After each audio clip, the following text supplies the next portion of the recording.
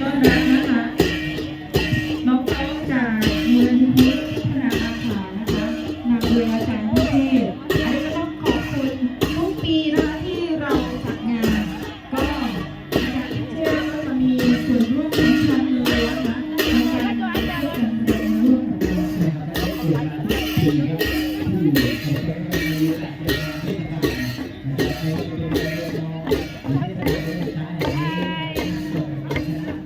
สวยงามมากเลยครับ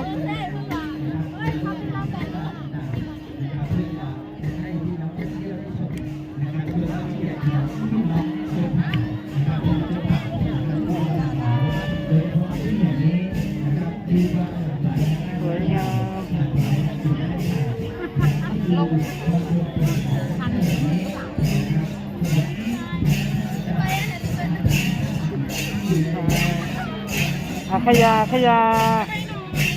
ขยะน่ารักมากเลยเสื้อสวยจังสวยจังเลย